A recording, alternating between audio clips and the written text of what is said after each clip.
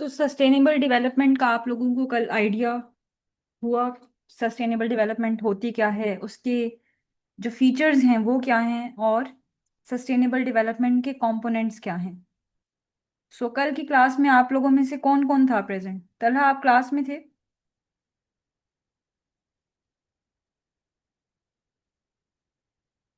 और कौन था? सफीर, आप, आयमा, सानिया एंड फातिमा। फातिमा आप तो नहीं थी, आई थिंक। अच्छा, तो आप लोग मुझे बताएं तीन जो कंपोनेंट्स हैं सस्टेनेबल डेवलपमेंट के, जल्दी से बता दें।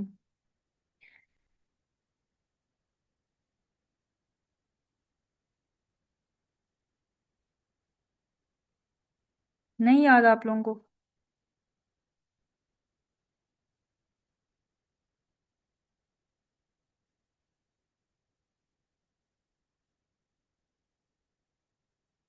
एनवायरमेंटल प्रोटेक्शन, सोशल, या इन्वायरमेंटल डेवलपमेंट। ठीक है, इन्वायरमेंट को हम करते हैं कंसीडर।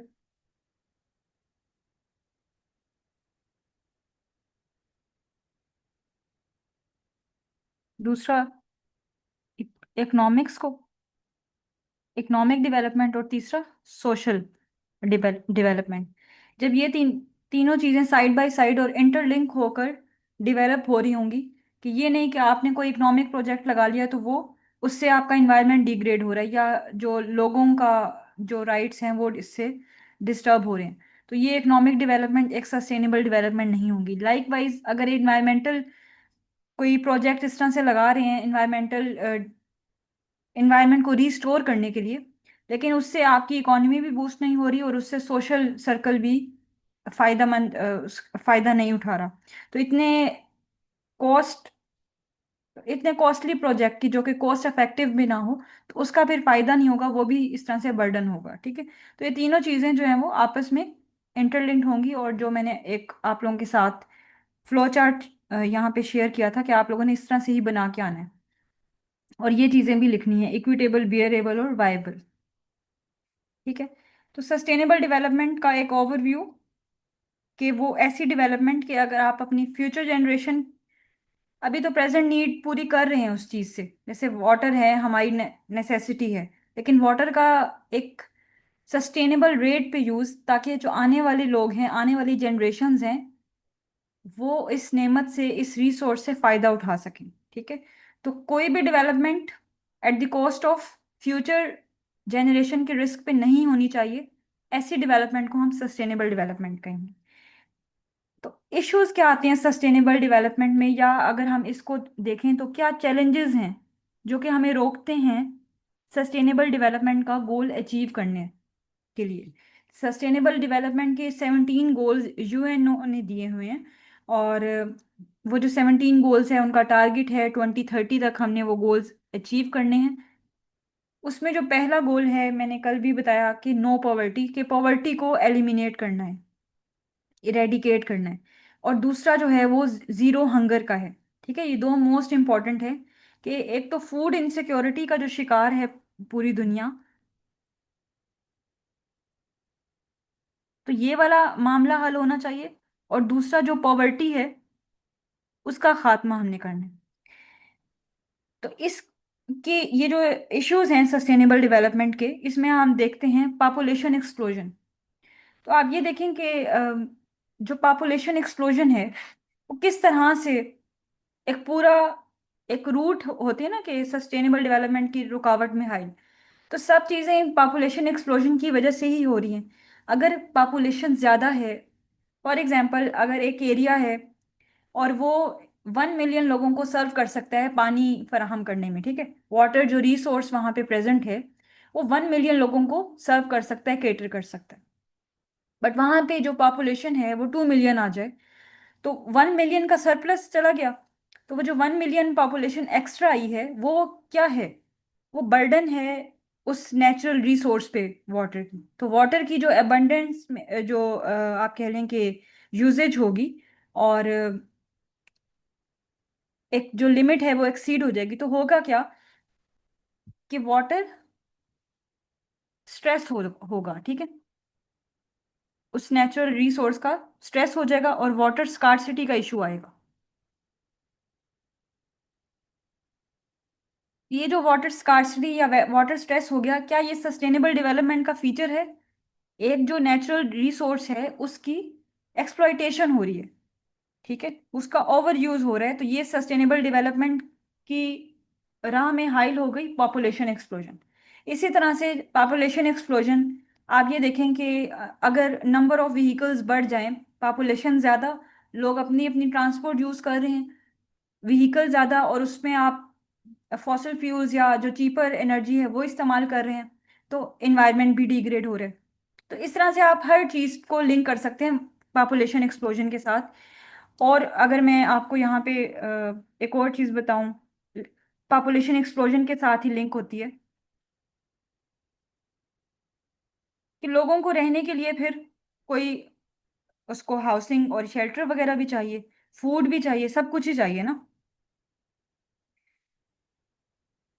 तो population explosion rapid rise in energy consumption भी करेगी, ठीक है।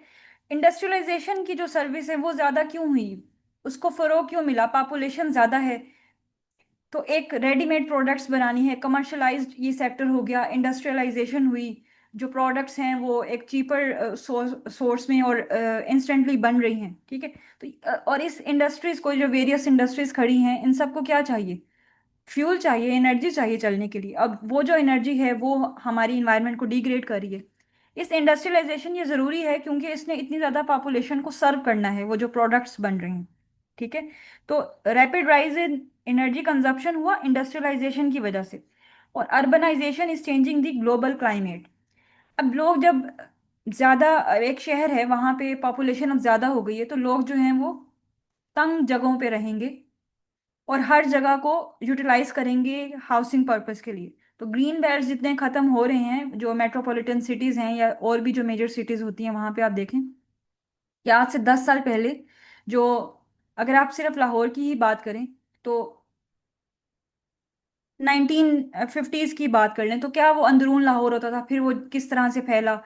और अभी भी ये जिस तेजी से एक्सपेंड कर रहा है लाहौर, जितने भी इसकी विसिनिटी में ग्रीन बेल्ट था वो खत्म करते जा रहे हैं, और नई, आए रोज नई हाउसिंग सोसाइटीज बन रही होती हैं। तो ये क्या है? ये अर्बनाइजेशन है, वो चैलेंज कर रहा है ग्लोबल क्लाइमेट को, जिसकी वजह से हम सिटीज में ज्यादा स्मोक भी देखते हैं, ठीक है, इस वजह से, अर्बनाइजेशन की वजह से।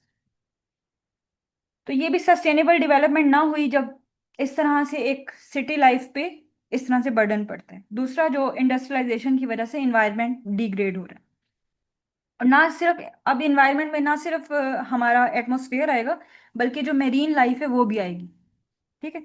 तो मैं, किस तरह से चीज़ें इंटरलिंक्ड हैं, मेरीन लाइफ भी इससे डिस्टर्ब हो रही है, इससे जो हमारा एटमॉस्फेयर है वो भी डिस्टर्ब हो रहा है, कार्बन एमिशंस हो रही हैं। कार्बन एमिशन ज़्यादा हो रही हैं तो ग्लेशियल मेल्टिंग भी हो रही है। क्यों ग्लेशियर मेल्टिंग हो रही है? क्योंकि कार्बन एमिशंस की वजह से जो ग्रीन हाउस गैस इकट्ठी हो रही हैं, ठीक है। ग्रीन हाउस गैसेस में सबसे जो इंपॉर्टेंट ग्रीन हाउस गैस है वो कौन सी है? वो कार्बन डाइऑक्साइड है। 80% कॉन्ट्रीब्यूशन है इस ग्रीन हाउस गैस की। ग्रीन हाउस गैसेस जो 6 हैं हम पढ़ेंगे।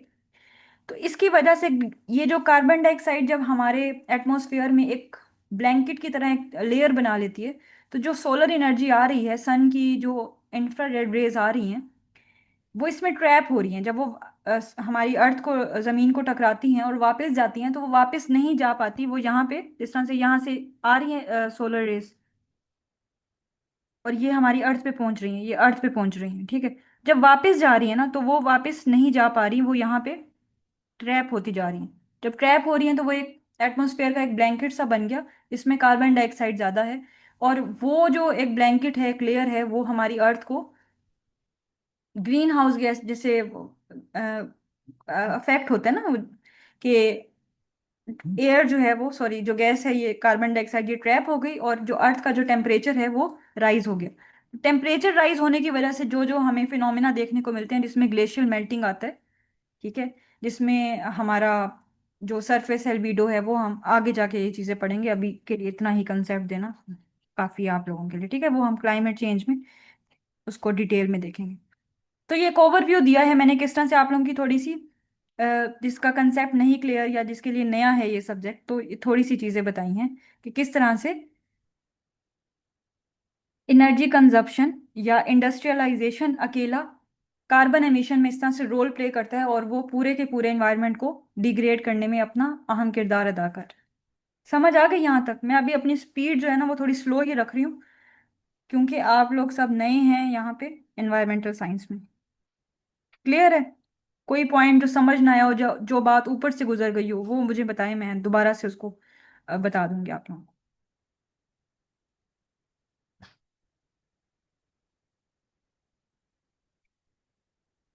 क्लियर? ठीक है। Land degradation brought about by urbanisation, overgrazing, ठीक है, पुअर फार्मिंग प्रैक्टिसेस। जो फार्मिंग प्रैक्टिसेस भी अगर सही नहीं होंगी, और इसमें हम पढ़ेंगे आगे जाके फार्मिंग प्रैक्टिसेस में क्या होगा, कि उसको लैंड को क्लियर कर दिया जाता है। आप लोगों ने देखा होगा, अगर ये जो कुछ फार्मर्स होते हैं लैंड क्लियरिंग करते हैं, उस फसल को जैसे एक साल वो फसल उगा दी, अगले साल वही क्रॉप को वो लोग बर्न कर देते हैं, ठीक है, या 2-3 साल वो कर ली और उसके बाद उसको बर्न कर दिया। उनके नज़दीक ये अवेयरनेस उस तरह से नहीं है। उनके नज़दीक ये है कि इस तरह से ना जो तमाम उस क्रॉप का जितना भी मिनरल रिसोर्सेज हैं वो सॉइल में चले जाएंगे, और जो हमारी सॉइल है वो जरखेज हो जाएगी, फर्टाइल हो जाएगी। तो क्लियरिंग ऑफ लैंड इसको इस तरह से कहते हैं, बर्निंग कर देते हैं इसकी क्रॉप्स की। और उनको इतनी अवेयरनेस नहीं है, ठीक है, तो जिसकी वजह से जो सॉइल की फर्टिलिटी है वो लॉस हो रही है। तो ये पुअर फार्मिंग प्रैक्टिसेस में। और फिर दूसरा ये कि जो कमर्शियल यूज है, जिसमें आर्टिफिशियल फर्टिलाइजर्स आ जाते हैं, NPK, ठीक है, इसमें ये नाइट्रेट होता है, फॉस्फेट और पोटेशियम। ये हमारी अर्थ के लिए इतना अच्छा नहीं है, सॉरी सॉइल के लिए इतना अच्छा नहीं है, जिसकी वजह से सैलिनिटी के इश्यूज आते हैं, और भी ये जो लीचिंग वाला प्रॉब्लम आता है। और जो सॉइल की फर्टिलिटी है वो शॉर्ट टर्म के लिए तो हम एक्वायर कर लेते हैं, लेकिन लॉन्ग टर्म के लिए सस्टेनेबल नहीं होती।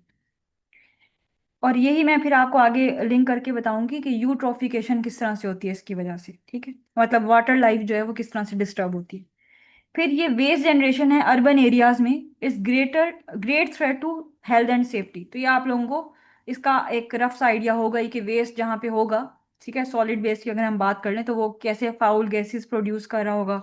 मीथेन जो है वो फाउल गैस है, जो कि सॉलिड वेस्ट मैनेजमेंट वाला, सॉलिड वेस्ट वाला जो एरिया होता है वहां पे जो गैस प्रोड्यूस होती है ना वो मीथेन है। और आपको पता है कि जो मीथेन है वो एक लीथल हमारे लिए गैस होती है, ठीक है। तो ये है। फिर फूड इनसिक्योरिटी। फूड इनसिक्योरिटी एक इशू है सस्टेनेबल डेवलपमेंट का। अगर किसी कंट्री में फूड सिक्योर नहीं है, फूड सिक्योरिटी नहीं हासिल उसकी आवाम को, तो क्या हम वहां पे कहेंगे कि वो एक सस्टेनेबल कंट्री है, सस्टेनेबल डेवलपमेंट वहां पे हो रही है? और क्या है, इस SDG का जो गोल है वो ही ये है कि सस्टेनेबल, सॉरी, नो पॉवर्टी, और दूसरा जो है वो जीरो हंगर, ठीक है। ये आप याद कर लें अच्छे से कि जो सेकंड गोल है, सेकंड SDG नंबर 2, तो वो जीरो हंगर है। तो सस्टेनेबल डेवलपमेंट के क्राइटेरिया पे ही ये चीज पूरी नहीं उतर उतर रही जब फूड इनसिक्योरिटी होगी किसी कंट्री में। तो अब हम वन बाय वन इसको देखते हैं। इसमें जो दो मेजर हैं, पॉपुलेशन ग्रोथ, ओवर पॉपुलेशन, और दूसरा फिर हम पॉवर्टी और फूड इनसिक्योरिटी को देखेंगे। पॉपुलेशन ग्रोथ में जो बिगेस्ट कंसर्न है एनवायरमेंटल, इसका एनवायरमेंट का, तो वो मैंने आपको एक पूरा ओवरव्यू दिया कि किस तरह से वो एक बिगेस्ट कंसर्न बनता है। इसमें आपने स्टैट्स इस तरह से मेंशन करना होगा कि अगर पाकिस्तान का जो डिजिटल कंसेंसस देखें तो वो रीसेंट, जो मोस्ट रीसेंट है वो 2023 का है। उसके मुताबिक 241 मिलियन पॉपुलेशन है पाकिस्तान की। और वो 45 या 46 मिलियन से 1960 से लेकर 2023 में अब 241 मिलियन हो गया। और दुनिया की अगर हम आबादी की बात करें तो ये 8 बिलियन है। तो ये कितनी तेजी से राइज कर रही है, ठीक है, पॉपुलेशन जो है वो बढ़ रही है, और वो एक बर्डन क्रिएट कर रही है पूरे के पूरे इन्वायरमेंट।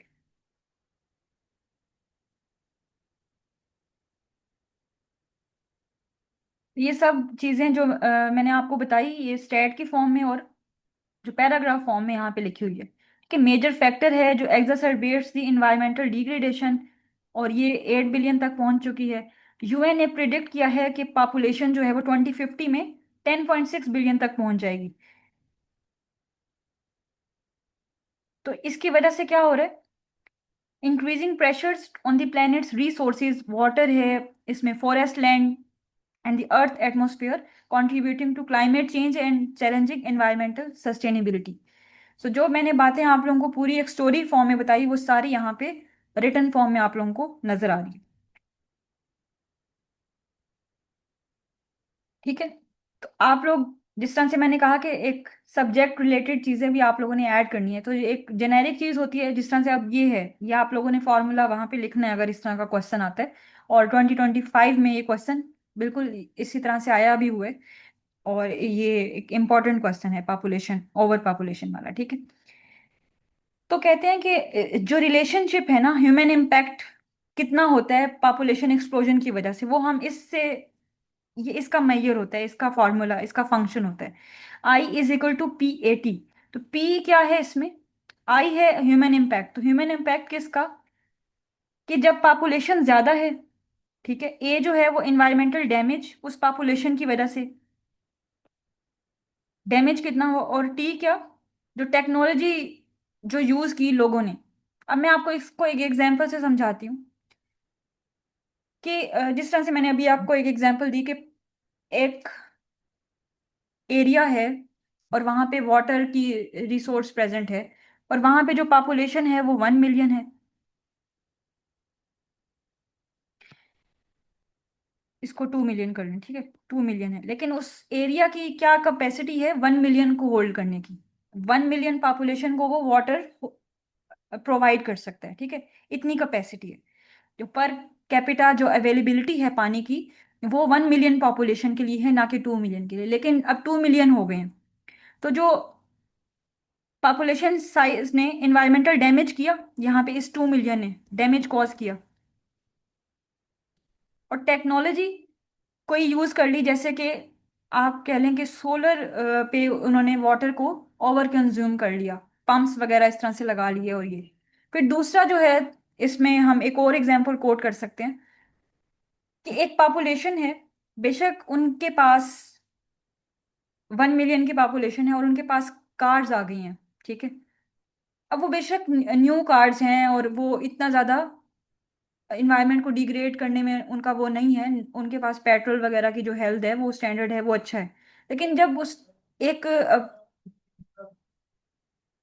एक लिमिट से वो क्रॉस कर गई, एक्सीड कर गई हैं, तो वो क्या, वो जो टेक्नोलॉजी है कार की, ठीक है, जो ऑट व्हीकल्स वगैरह ये टेक्नोलॉजी में हम ले जाते हैं, तो क्या वो डैमेज कॉज नहीं करेंगे इन्वायरमेंट में। ठीक है, जो लाहौर की आप एग्जांपल ले लें, या पंजाब के किसी और शहर की जहाँ पे स्मोक ज्यादा है, तो हो क्या रहा है कि स्मोक के ज्यादा होने की क्या वजूहत हैं, ये सारी टेक्नोलॉजीज ही हैं। चाहे आप इसमें ऑटोमोबाइल्स ले लें, आप इसमें और वेरियस जो इंडस्ट्रीज हैं, वो भी सारी टेक्नोलॉजी में ही आती है ना चीजें। ठीक है। तो स्मोक बढ़ने की वजह क्या है कि एक तो नंबर ऑफ पीपल जो है, पॉपुलेशन वो ज्यादा हुई, उसने इतनी टेक्नोलॉजी यूज कर ली कि जिसकी वजह से जो डैमेज है वो हमें एक्सपोनेंशियल लेवल पे देखने को मिला। तो ये जो ह्यूमन इम्पैक्ट है वो इस तरह से इन तीनों का फंक्शन है।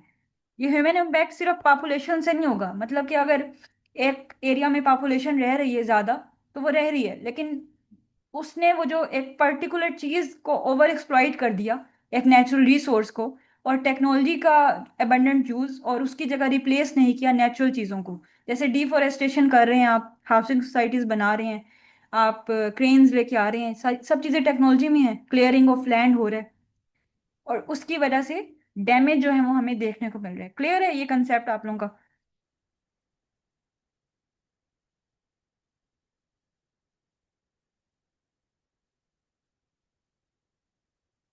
यहाँ पे अगर हम ये लाइन की फॉर्म में पढ़ लें, थ्योरी की फॉर्म में, population density plays the most important role in shaping the socio economic environment. The shape also takes a negative form provided the scenario of population explosion exceeds the earth carrying capacity. तो carrying capacity के एक word पढ़े आपने, तो carrying capacity क्या होती है, holding capacity है अर्थ की। जिस तरह से मैंने बताया ना, वो एक पॉपुलेशन को एक सर्टेन साइज को होल्ड कर सकती है। तो जब वो एक्सीड कर जाएगी, इट मीन्स के वो अर्थ की कैरिंग कैपेसिटी बढ़ गई है। तो इसके लिए करना क्या है, हमें फुटप्रिंट, जो कार्बन फुटप्रिंट है वो कम करना है। और आप ये टर्मिनोलॉजी बार बार सुनेंगे मेरे लेक्चर्स में, कार्बन फुटप्रिंट। कार्बन फुटप्रिंट का ही क्यों रोल है? क्योंकि ग्रीन हाउस गैसेज में 80% जो रोल है वो कार्बन डाइऑक्साइड का है। और ग्रीन हाउस गैस जितने भी हैं वही सबसे मेजर कॉज है इन्वायरमेंटल डिग्रेडेशन का। जो क्योटो प्रोटोकॉल हुआ था, ठीक है, ये जापान का एक सिटी है क्योटो, वहां पे हुआ था। तो इसका जो मकसद था वो ग्रीन हाउस गैसेस को कम करना था। ग्रीन हाउस गैसेस में सबसे ज्यादा कार्बन डाइऑक्साइड, और जो बाकी भी हैं उसमें कार्बन कहीं ना कहीं शामिल है, जैसे CH4, मीथेन है लेकिन कार्बन तो है इसमें। कार्बन फुटप्रिंट की हम बात करेंगे जहां पे भी करेंगे, जब इन्वायरमेंट को सस्टेन करने की बात करेंगे, कि कार्बन फुटप्रिंट कम करना है, ठीक है।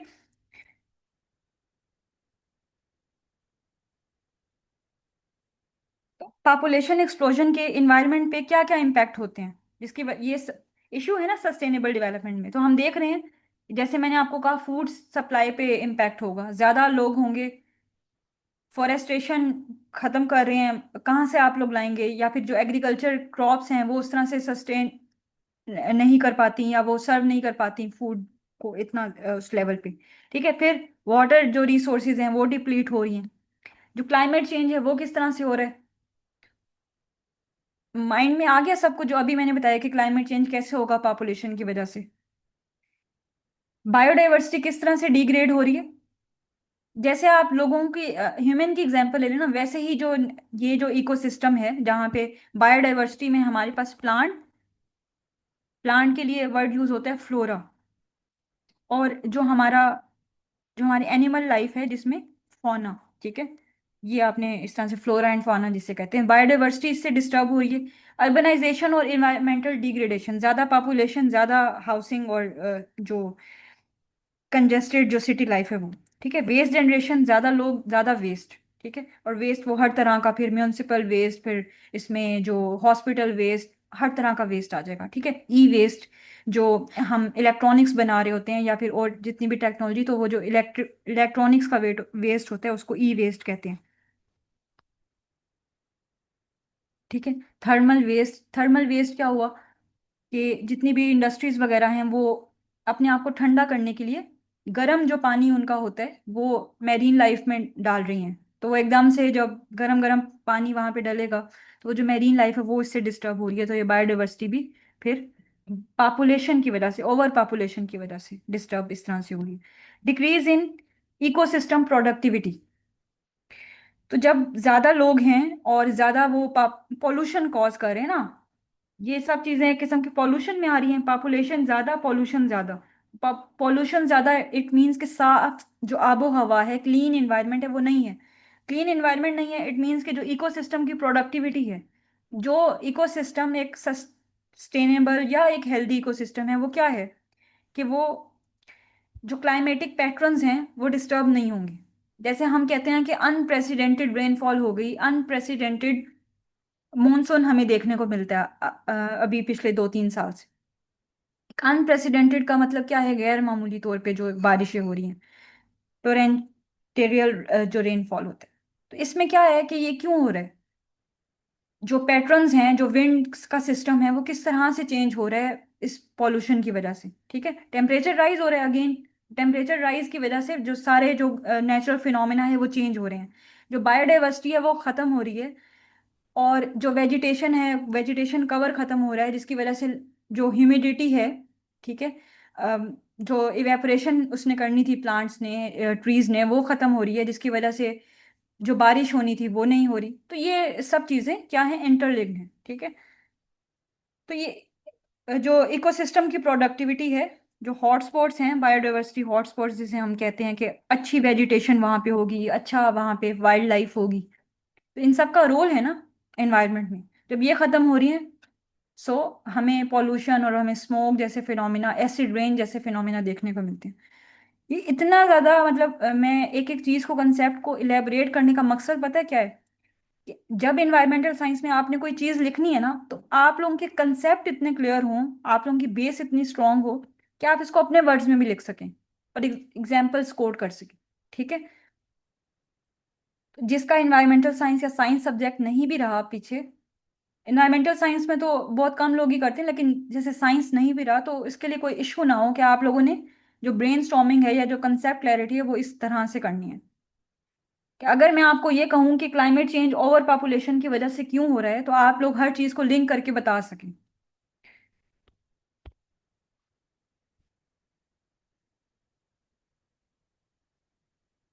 ठीक है। हाँ, जैसे इरेगुलर रेनफॉल्स लिखा ना, उसकी जगह आप वर्ड यूज करें अनप्रेसिडेंटेड रेनफॉल्स।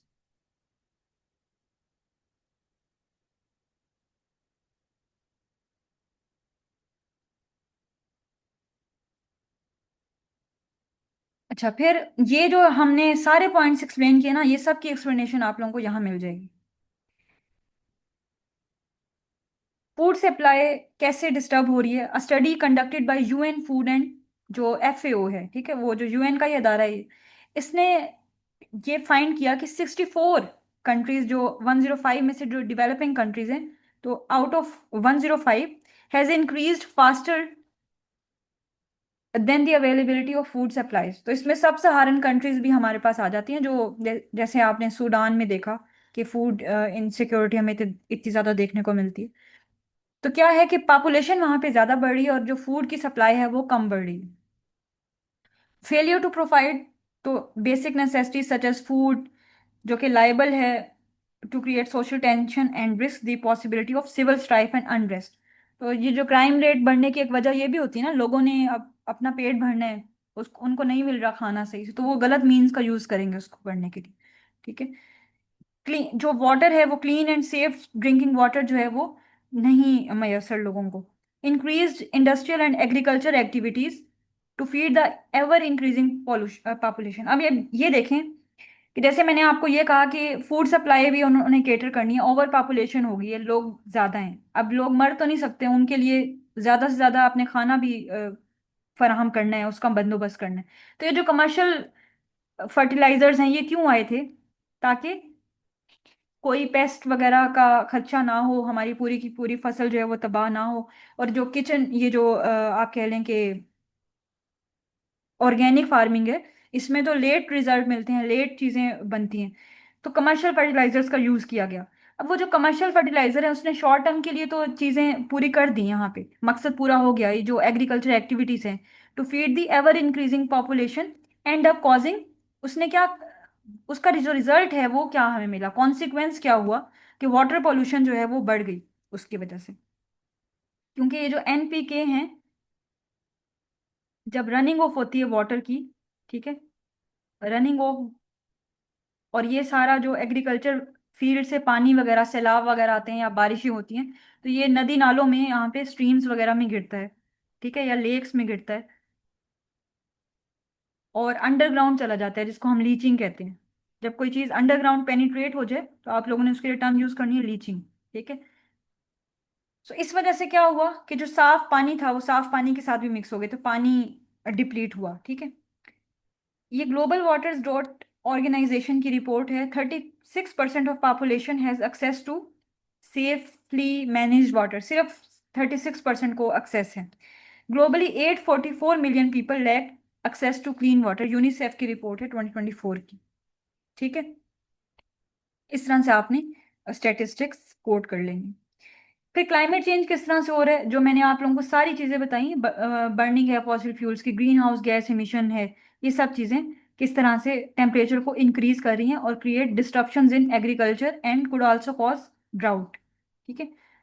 बायोडाइवर्सिटी किस तरह से, जब पॉपुलेशन इंक्रीज हो रही है तो we are consuming more and more natural resources, और जिसकी वजह से हम अपने हाउसिंग सोसाइटीज बना रहे हैं, तो हम जो एक तो क्लियरिंग कर रहे हैं वेजिटेशन की, फॉरेस्ट की, ग्रीन कवर की, और दूसरा जो एनिमल्स के हैबिटेट्स हैं वो भी तो डिस्टर्ब हो रहे हैं उससे।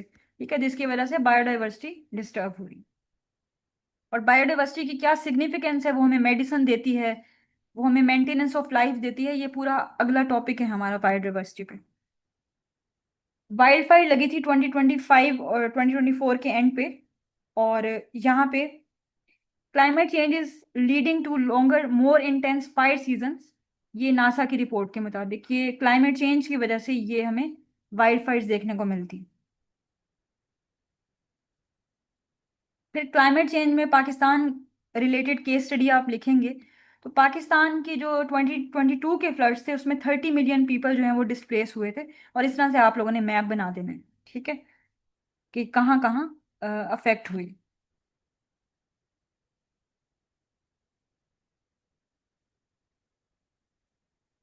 ठीक है, फिर ये लिविंग प्लेनेट इंडेक्स की रिपोर्ट है कि health of wild life populations has declined by 28% globally since 1970, particularly in tropical areas where many poor people live। ठीक है, तो ये सारा जो हमने अभी ऊपर डिस्कस किए पॉइंट्स इम्पैक्ट्स वाले और उनके साथ साथ स्टैटिस्टिक्स हैं। फिर वेस्ट जनरेशन, जब ज्यादा पॉपुलेशन होगी तो वेस्ट जनरेशन ज्यादा होगी और उसकी वजह से डिग्रेडेशन होगी इन्वायरमेंट की। ठीक है, और वो मोर वेस्ट जो है वो एब्जॉर्ब नहीं कर सकेगी। अर्बनाइजेशन एंड डिग्रेडेशन वो किस तरह से होगी वो भी मैंने आप लोगों को पूरा एक्सप्लेन किया और ये उसकी रिटर्न एक्सप्लेनेशन। अब आप लोग ओवर पॉपुलेशन किस तरह से एनवायरनमेंट को डिग्रेड कर रही है, किस तरह से सस्टेनेबल डेवलपमेंट में एक रुकावट है, एक हर्डल है, हैम्पर कर रही है वो इन्वायरमेंटल सस्टेनेबिलिटी को या सस्टेनेबल डेवलपमेंट को। तो क्लियर हो गया यहाँ तक कंसेप्ट ओवर पॉपुलेशन का।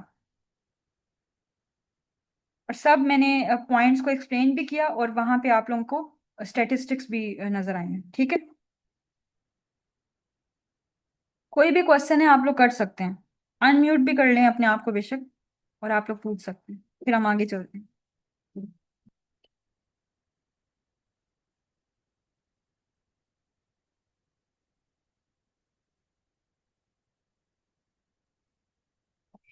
अब जो सेकंड मेन इशू है सस्टेनेबल डेवलपमेंट में है वो है पॉवर्टी। तो ये पॉवर्टी इन्वायरमेंटल डिग्रेडेशन कॉज कर रही है। किस तरह से कर रही है? आप लोगों से ही मैं पूछूं अगर कि चले आप लोगों की ब्रेन स्टॉर्मिंग भी हो गया तो सब पार्टिसिपेट करें जो क्लास में है। तो वन लाइन में आप कैसे बताएंगे कि पॉवर्टी जो है वो इन्वायरमेंटल डिग्रेडेशन कर रही है?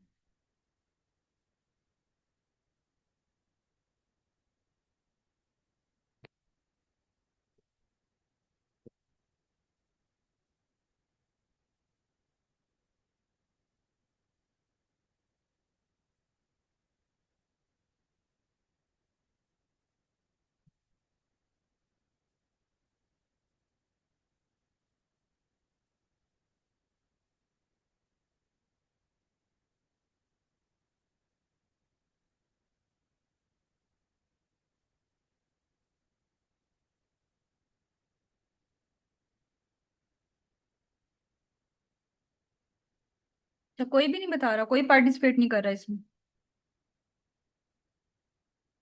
आप लोग अनम्यूट कर लें।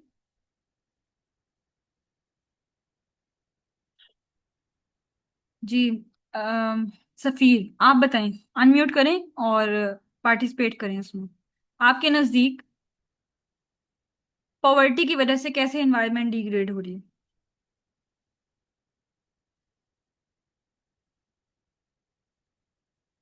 Farming and then burning and then moving on to another place to form, आपने ये कहा। हाँ बिल्कुल सही बातें हैं, ये इसी तरह से होगी कि अब पुअर कम्युनिटी है उसने अब उनको इतनी अवेयरनेस तो है नहीं और उन्होंने उनके पास इतना फ्यूल भी नहीं है, उन्होंने उनके पास गैस की अवेलेबिलिटी भी नहीं है, इलेक्ट्रिसिटी भी नहीं है, तो वो अपनी जो एनर्जी कंजप्शन है वो किस तरह से कर रहे हैं? वो deforestation, cutting down of trees, over farming भी एक फैक्टर है बिल्कुल। ठीक है, तो ये इस तरह से ही होंगी चीजें और ये दोनों इंटरलिंक्ड है, वो हम देखते हैं किस तरह से।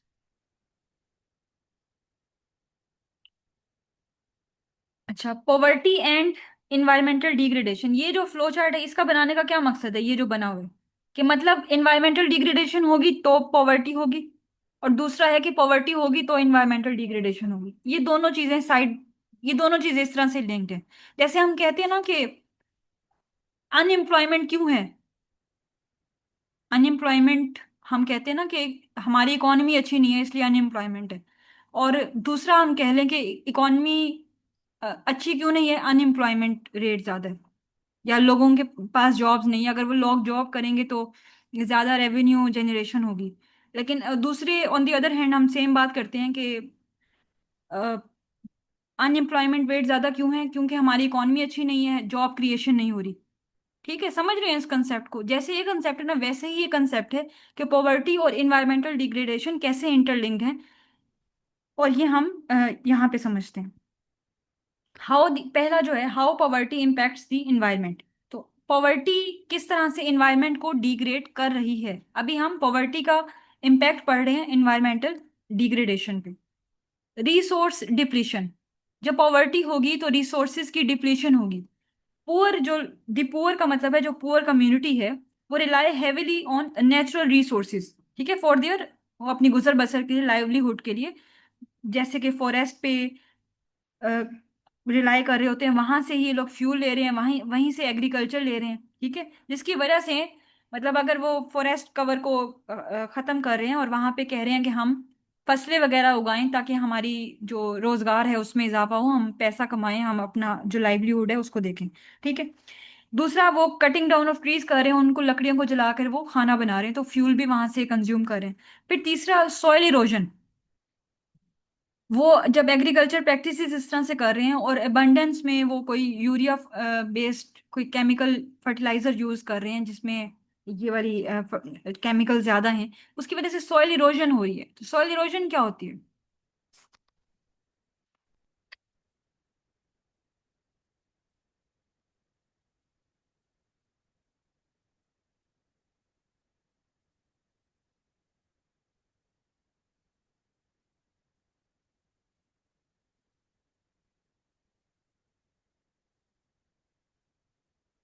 ठीक है, टॉप लेयर होती है ना सॉइल की, वो बहुत फर्टाइल होती है। तो जब वो रिमूव हो जाए, ठीक है, ये जिस तरह से लेयर्स हैं सॉइल की, इसमें से ये जो टॉप लेयर है वो यहाँ से रिमूव हो जाए, तो removing of the top most layer, top most cover of the soil या लेयर ऑफ द सॉइल, इसको हम क्या कहेंगे? Soil erosion. जिसकी वजह से सॉइल जो है वो इतनी फर्टाइल नहीं रहेगी। ठीक है, तो ये क्या हुआ? इन्वायरमेंटल डिग्रेडेशन हुई, सॉइल की जो इनफर्टिलिटी है वो इन्वायरमेंटल डिग्रेडेशन का ही सबब बनेगी ना अल्टीमेटली। स्क्रीन शो नहीं हो रही?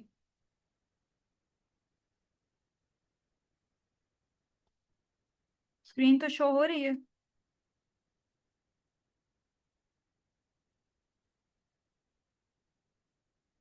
हाँ, निम्रा आप इसको रिकनेक्ट कर लें, लीव करके दोबारा ज्वाइन कर लें। ठीक है, क्योंकि मेरे पास एक और डिवाइस में भी ओपन हुआ होता है जूम, तो वहां पे शो हो रही है। ठीक है। अच्छा, तो समझ लगी आप लोगों को इस चीज की कि किस तरह से पॉवर्टी ने सॉइल इरोजन की और डिग्रेडेशन हुई।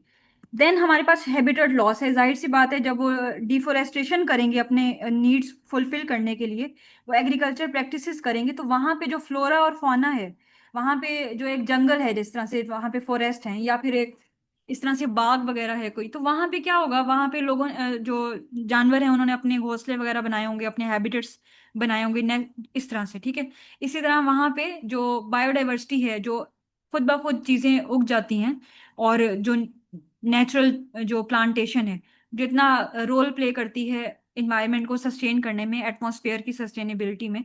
जो दरख्तों की ही बात कर लें सिंपल, तो वो जो दरख्त हैं वो ट्रांसपायरेशन जब करते हैं, जो पानी जो evaporation of water from the plants, transpiration कहलाता है।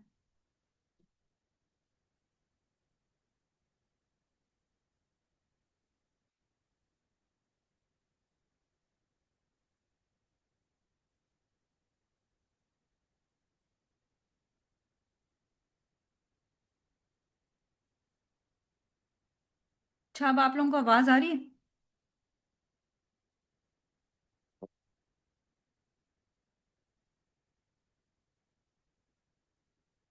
क्योंकि इंटरनेट डिस्ट्रप्शन हुई है। अच्छा, तो ये क्या होता है कि हम कहाँ पे थे? Evaporation of water from the plants is called transpiration. ठीक है, तो आप लोगों ने इवेपोरेशन की टर्म नहीं यूज करनी, आप लोगों ने क्या यूज करना है, ट्रांसपायरेशन। एक टर्मिनोलॉजी है, पानी का जो इवेपोरेट होना प्लांट्स के से ट्रांसपायरेशन कहलाता है। और ये जो इवेपोरेशन होती है ना पानी की, जिसको हम ट्रांसपायरेशन कह रहे हैं, वो हमारे जो आबो हवा है, जो हमारा एटमॉस्फेयर है, उसको, उसका जो टेम्परेचर है वो नॉर्मल रखता है, ह्यूमिडिटी वहां पे लेके आता है, और जिसकी वजह से हम जब थोड़ी सी भी हवा चले दरख्त के नीचे तो आपको एक कूलिंग इफेक्ट मिलता है ना, वो वाली चीज होती है। जिसकी वजह से ये habitat loss leading to deforestation, ये इन्वायरमेंट को डिग्रेड इस तरह से कर।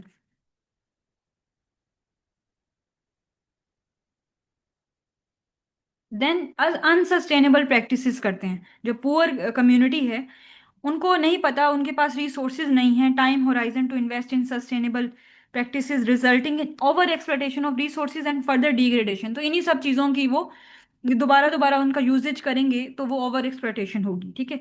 पॉल्यूशन, तो इनएडिक्वेट वहाँ पे हाउसिंग होती है, कोई सैनिटेशन का निज़ाम सही से नहीं होता, इम्पोवेरिस्ड एरियाज होते हैं, जिसकी वजह से पॉल्यूशन होती है एयर की, वाटर रिसोर्सेज डिप्लीट, जो सॉरी हाँ डिप्लीट इस तरह से हो रहे थे ना पॉल्यूशन की वजह से, affecting the health and wellbeing of residents.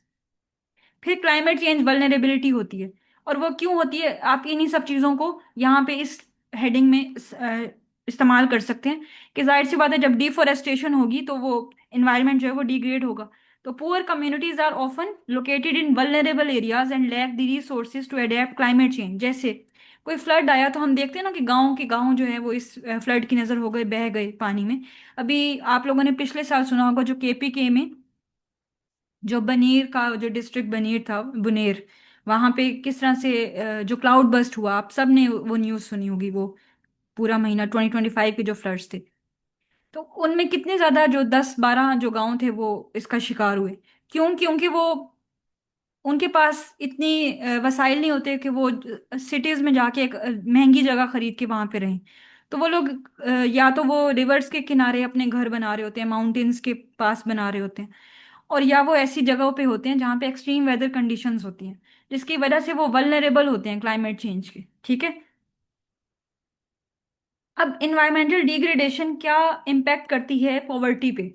ये तो सारे पॉइंट्स हो गए ना कि पॉवर्टी कैसे इम्पैक्ट कर रही है। अब हम ये वाला साइकिल फॉलो करेंगे। ठीक है।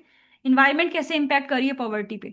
तो अगर रिड्यूस्ड एग्रीकल्चर प्रोडक्टिविटी होगी तो लैंड डिग्रेडेशन एंड डिफोरेस्टेशन, उसकी वजह से जो सबसे ज्यादा सबका महरूम होगा वो पुअर कम्युनिटी होगी उसकी। अगर हम, आप इसको इस सेंस में ले कि जनरल सेंस में, कि अर्बनाइजेशन भी हो गई है, मतलब तमाम दुनिया उसमें गरीब अमीर सबकी वजह से हमारा इन्वायरमेंट जो है वो डिग्रेड हो चुका है। तो उसका जो सबसे ज्यादा जो असर होगा वो गरीब तबके पे होगा। वो कैसे? क्रॉप यील्ड कम होगी। ठीक है। उसकी वजह से फूड सिक्योरिटी इम्पैक्ट होगी, जो हमारे पास फूड मैसर भी होगा, अवेलेबल भी होगा, वो क्या होगा, वो महंगा होगा। ठीक है। इन्फ्लेशन हो जाएगी।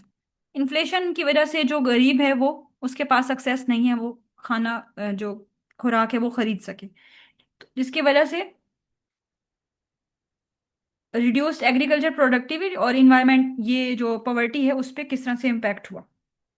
Increase disease burden, water pollution और poor sanitation often associated with poverty can lead to increase incidence of water borne diseases. तो वाटर बॉर्न डिजीजेस ज्यादा हो जाएंगी, और जिसकी वजह से जो पुअर कम्युनिटी है उनके पास इतने वसाइल नहीं होंगे कि वो अपना ट्रीटमेंट उस तरह से करा सकें। इकोनॉमिक लॉसेस, तो इन्वायरमेंटल डिजास्टर जब आते हैं, फ्लड्स और ड्राउट्स, तो उसकी वजह से इकोनॉमिक लॉसेस होते हैं पुअर कम्युनिटीज़ के। उनके जो हाउसिंग है वो डिस्टर्ब होती है, उनकी जो फसलें हैं वो तबाह हो जाती हैं, उनके जो माल मवेशी लाइफ स्टॉक है वो डिस्टर्ब होता है। और इसमें आप बेहतरीन एग्जाम्पल हमारे पास जो 2022 के फ्लड्स हैं उनको कोट कर सकते हैं। ठीक है। देन माइग्रेशन एंड डिस्प्लेसमेंट, तो इन्वायरमेंटल डिग्रेडेशन और क्लाइमेट चेंज फोर्स करता है लोगों को माइग्रेट करें। ठीक, in search of better living conditions potentially leading to displacement and social disruption. तो जिस तरह से अभी मैंने आपको बताया कि एक गांव है वहां पे हाई अलर्ट आ गया है कि फ्लड आने वाला है, तो वहां पे वो गांव के गांव लोग खाली करवा रहे होते हैं। ये भी आप लोगों ने 2025 की न्यूज में देखा होगा कि किस तरह से जो जितने भी ये हमारे पास टीम्स वगैरह होती हैं उन्होंने जाके ये इनकी रिहाइश वगैरह खाली करवाई, और लोग अक्सर नहीं उस पे होते हैं, जिद पे आ जाते हैं कि हमने अपने गांव नहीं छोड़ने, हम हमारा जो सब कुछ है वो कुल असासा ही वो ये माल मवेशी हैं ये, तो वो नहीं छोड़ के जा रहे थे, और अक्सर वो उनको ये लॉसेस भी बियर करने पड़ते हैं। ठीक है, तो माइग्रेशन और डिस्प्लेसमेंट की वजह से सोशल डिस्ट्रप्शन हो रही है। और जिस ये देखे ना, ये फिर इन्वायरमेंटल डिग्रेड हुआ, फ्लड्स आए, ड्राउट्स आए, या कोई भी ऐसी कंडीशन हुई, तो उससे सबसे पहले जो इम्पैक्ट है हमारा जो गरीब तबका है वो हो रहा है। ठीक है, तो ये विशियस साइकिल बन जाता है। Combined effects of poverty and environmental degradation can create a downward spiral, making it harder for individuals and communities to escape poverty। ठीक है, तो ये CSS 2023 का जो मोस्ट एक और भी क्वेश्चन है जो कल मैंने दिखाया, तो ये हम दोनों इस पे प्रैक्टिस करेंगे। What is sustainable development?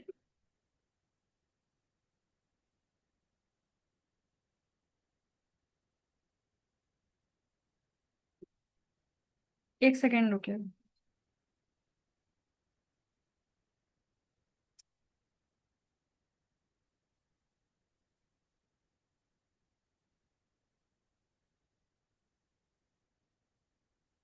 उसके गोल्स डिफाइन करें, ठीक है, डिस्क्राइब करें, और why it is often associated with protecting the environment.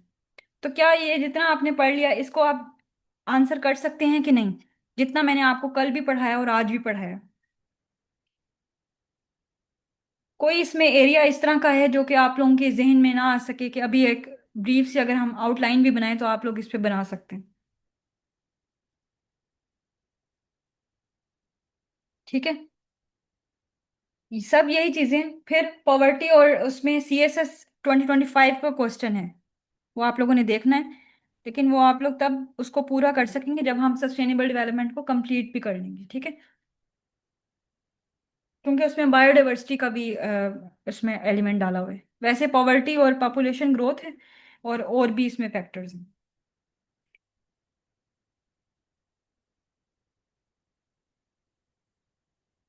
Sustainable development का जो पार्ट 2 है वो हम स्टार्ट करने वाले हैं, और इसमें हमारे पास कंजर्वेशन ऑफ बायोडाइवर्सिटी आता है, ये भी इंपॉर्टेंट है। ठीक है, इसमें लॉन्ग क्वेश्चन, ये भी इंपॉर्टेंट लॉन्ग क्वेश्चन बनता है। CSS 20 दो दो तीन बार ही आया, वैसे 2025 में आया है। ठीक है, मोस्ट रिसेंट, और CSS 2023 में भी इसका पूछा हुआ है, इसके बारे में।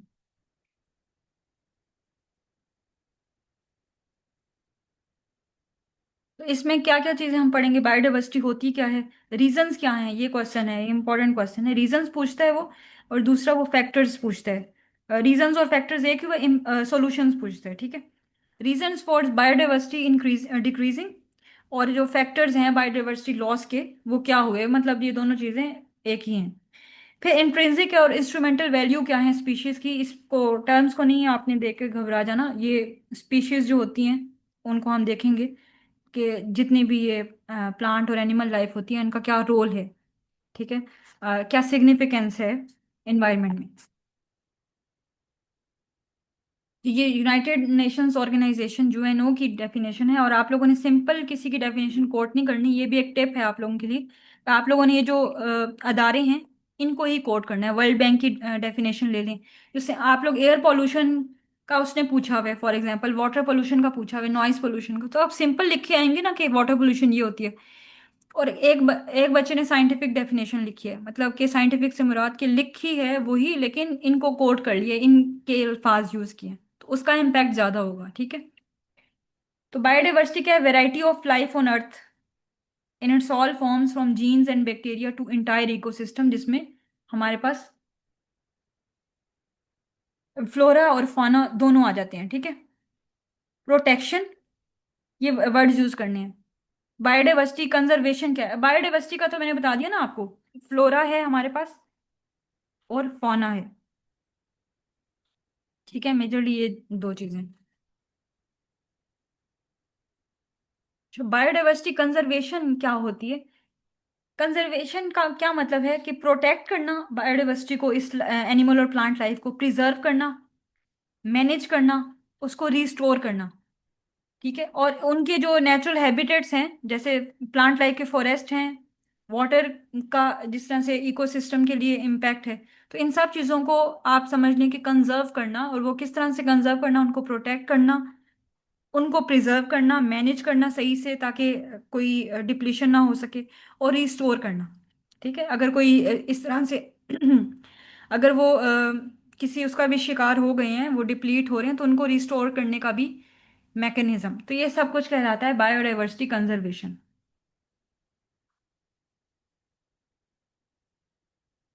पर्पस क्या है बायोडाइवर्सिटी कंजर्वेशन का? ताकि जो स्पीशी हैं वो प्रिजर्व हो सके, एनिमल स्पीशी भी, प्लांट स्पीशी भी। Sustainable utilisation of species and ecosystem. ठीक है। अभी हम देखेंगे कि किस तरह से स्पीशी का इकोसिस्टम में, मतलब ये जो बायोडाइवर्सिटी है वो कैसे इंपॉर्टेंट है।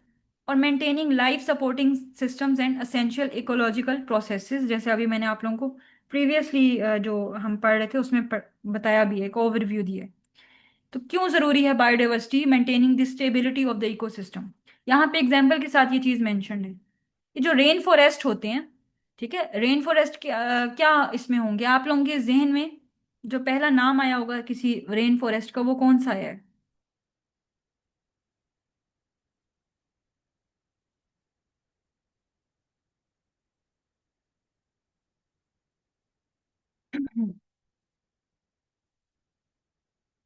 ठीक है, amazon रेन फॉरेस्ट, गुड।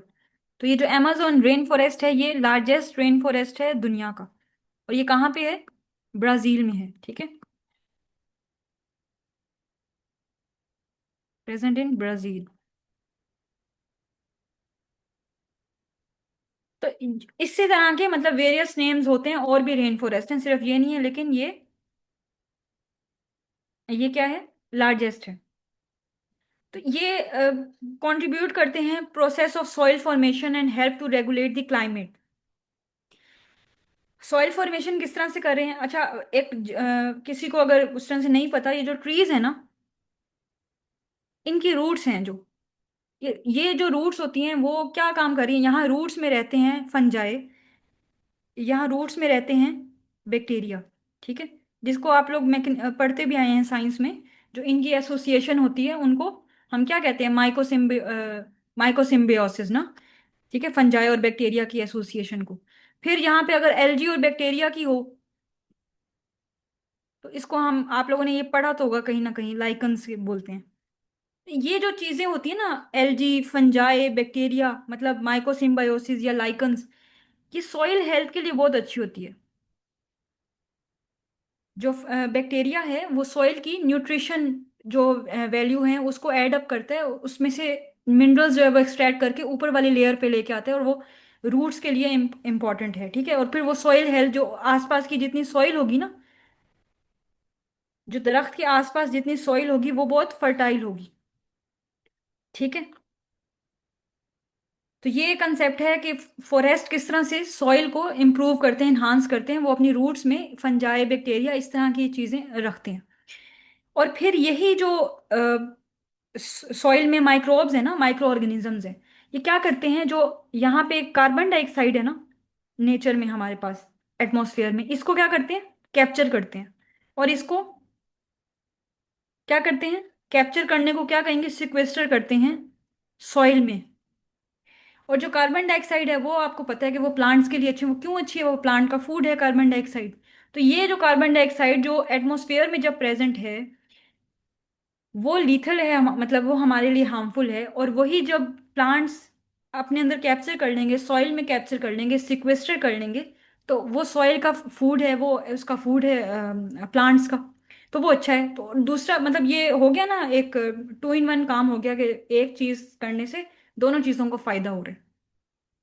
तो यहाँ पे जो लिखा हुआ है ना कि rain forest contribute the process of soil formation और help to regulate the climate through photosynthesis by producing oxygen. ये सबको पता है कि वो ऑक्सीजन प्रोड्यूस करते हैं और कार्बन डाइऑक्साइड रिलीज करते हैं, सॉरी, प्रोड्यूस करते हैं और कार्बन डाइऑक्साइड एब्जॉर्ब करते हैं, जो कि नेचर के लिए अच्छा है। कार्बन एमिशंस को जो हम कहते हैं कार्बन फुटप्रिंट कम करें, उसको कम करने के साथ साथ आप फोरेस्ट्रेशन ज्यादा कर दें, एफोरेस्टेशन, रिफोरेस्टेशन, तो ऑटोमेटिकली ये काम खुद ब खुद हो भी रहा होगा साइड बाय साइड। इसलिए इस पे फोकस किया जाता है, ज्यादा से ज्यादा दरख्त लगाएं। ठीक है। पहले 1 बिलियन सोनामी ट्री प्रोजेक्ट था, अब 10 बिलियन चला हुआ है सोनामी। ठीक है। तो ये इसका मकसद भी यही है। फिर जो वेटलैंड्स होते हैं, अब ये क्या है जो रेन फॉरेस्ट है, ये क्या है, हम क्या पढ़ रहे हैं, बायोडाइवर्सिटी। बायोडाइवर्सिटी है ना इसमें, डिफरेंट टाइप्स के फॉरेस्ट हुए। फिर जो वेटलैंड्स हैं, wetlands act as sponges like reservoirs in dry weather. जो वेटलैंड्स है ना, वो ऐसा एरिया होता है जहाँ पे आप कह लें कि पानी उसमें ज़्यादा से ज़्यादा स्टोर हो सकता है, स्पॉन्जी लैंड होगी, और वाटर होल्डिंग कैपेसिटी वहाँ पे ज़्यादा होती है।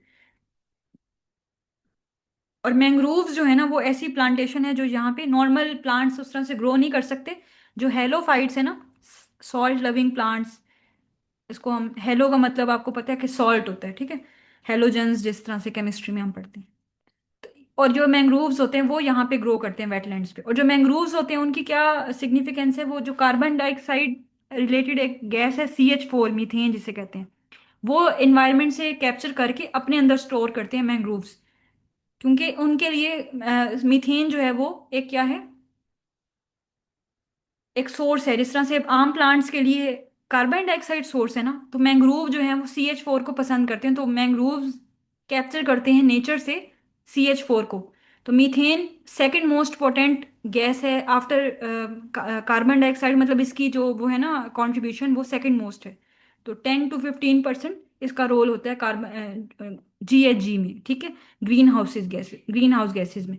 तो ग्रीन हाउस गैस खत्म हो रही है, तो इसका मतलब है हमारी जो इकोसिस्टम है वो क्लियर हो रहा है।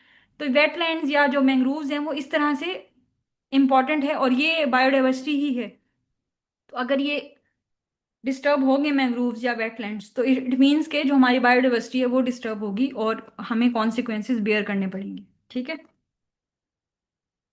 क्लियर हुआ ये सारा मैकेनिज्म जो अभी मैंने समझाया?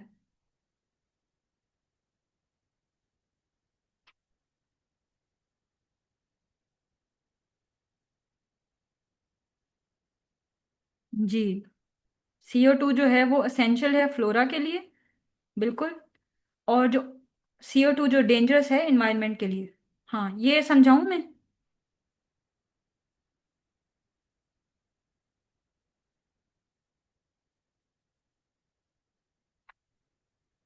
क्योंकि जैसे हमारा फूड जो है ऑक्सीजन है, हम ऑक्सीजन के बगैर जिंदा नहीं रह सकते। इसी तरह जो प्लांट्स हैं वो कार्बन डाइऑक्साइड के बगैर जिंदा नहीं रह सकते। ठीक है। जो एलिमेंट्स क्या हैं बायोडाइवर्सिटी के, इसमें जेनेटिक डाइवर्सिटी आती है, मतलब जेनेटिक्स को डाइवर्स वो करना, उसकी डाइवर्सिटी को वो करना, और फिर इकोसिस्टम को और स्पीशी डाइवर्सिटी, ये हम वन बाय वन देखते हैं। स्पीशी डाइवर्सिटी क्या होगी, कि जिस तरह से includes all species ranging from plants to different microorganism, तो तमाम जो स्पीशी है ना उनको कंजर्व करना, स्पीशी डाइवर्सिटी को, ये कहलाता है हमारे पास स्पीशी डाइवर्सिटी। ठीक है, ये एलिमेंट है इसका मतलब। बायोडाइवर्सिटी में स्पीशी डाइवर्सिटी भी आएगी, जेनेटिक डाइवर्सिटी, मतलब कि यहाँ पे आप देखें डिफरेंट वेराइटीज है सेम स्पीशी की, राइस की, वीट की, मेज की, बार्ले की। तो ये जो जेनेटिक्स हैं या जीन्स जो हैं वो, ठीक है, इसमें सेम होते हैं। जेनेटिक डाइवर्सिटी इसमें इसको कहते हैं। सॉरी, सेम नहीं, डिफरेंट होंगे, वैरायटी होगी। ठीक है, जेनेटिक रिसोर्सेज की वेरिएशंस होंगी। इकोसिस्टम डाइवर्सिटी, तो डिफरेंट इकोसिस्टम्स जब एक साथ रह रहे हों, उसमें एबायोटिक और बायोटिक फैक्टर्स भी हों, collection of living and non living organisms and there interaction with one another. ठीक है। तो वो फिर क्या बनाएंगे इकोसिस्टम डाइवर्सिटी। तो आपने इस कंसेप्ट को इस तरह से लेना है कि हम कहते हैं ना कि बायोडाइवर्सिटी क्या है, तो उसके जो एलिमेंट्स हैं वो ये हैं। बायोडाइवर्सिटी इन सब चीज़ों को मिल के बनती है, उसमें स्पीशी डाइवर्सिटी भी हमें मिलेगी, उसमें जेनेटिक डाइवर्सिटी भी मिलेगी, और उसमें इकोसिस्टम भी डाइवर्स मिलेंगे। ठीक है।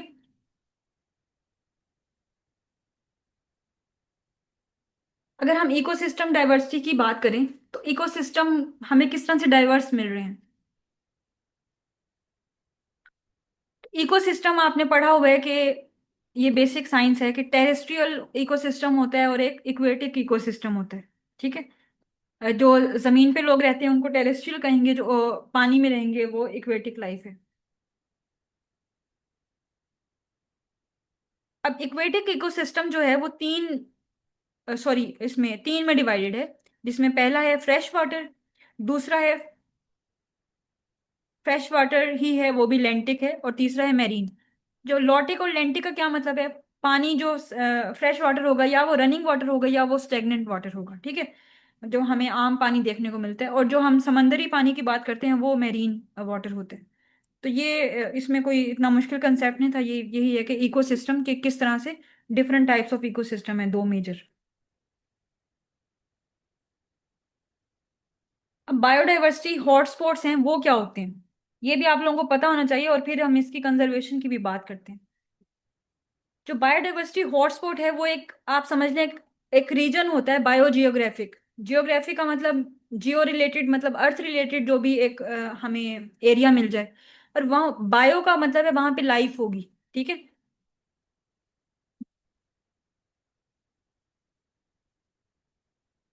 अच्छा, एक सेकंड दीजिए।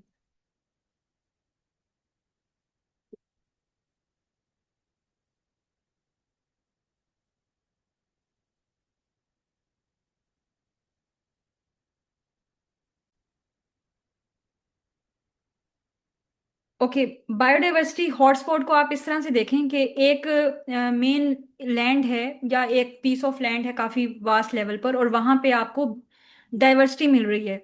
वो कौन सी डाइवर्सिटी है? वो वहां पे एनिमल लाइफ भी बहुत उससे रह रही है, ठीक है। मतलब आप एक ऐसा एरिया इमेजिन करें जहाँ पे आपको वैरायटी मिल रही है एनिमल स्पीशी की, ठीक है। उसमें चाहे वो आपके चरिंद परिंद एनिमल्स कौन कौन से, मतलब हर तरह के आपको देखने को मिल रहे हैं। और वहाँ पे जो फॉरेस्ट लाइफ है वो भी अच्छी है, ठीक है। तो इस एरिया को जहाँ पे बायोडाइवर्सिटी इतनी अच्छी इनरिच्ड फॉर्म में प्रेजेंट हो, उस एरिया को हम हॉटस्पॉट कहेंगे। अब इसकी ना जो कंजर्वेशन इंटरनेशनल है, ठीक है, कंजर्वेशन इंटरनेशनल एक अदारा है, उसने इसकी डेफिनेशन दी है। वो कहते हैं कि अगर ये क्राइटेरिया पूरा होगा तभी हम उस रीजन को, उस पर्टिकुलर पीस ऑफ लैंड को, एरिया ऑफ लैंड को हम बायोडाइवर्सिटी हॉटस्पॉट कहेंगे। उसमें एक तो ये है कि उस रीजन में एटलीस्ट 1500 स्पीशी होनी चाहिए वेस्कुलर प्लांट्स की। वेस्कुलर प्लांट्स एक आप समझ लें जो हायर प्लांट्स होते हैं ना, जो हमें दरख्त मिल रहे हैं। जो छोटे छोटे प्लांट्स होंगे, जो जड़ी बूटियां या जो हर्ब्स या वीड्स होती हैं, उनको नहीं हम कहते, उसमें वेस्कुलर बंडल्स नहीं होते, जाइलम फ्लोइंग। उसमें आप ना जाएं, उसको इतना मतलब साइंटिफिक नहीं बनाते हम। सिंपल आप हायर प्लांट्स लिख लें जो हमें देखने को मिलते हैं।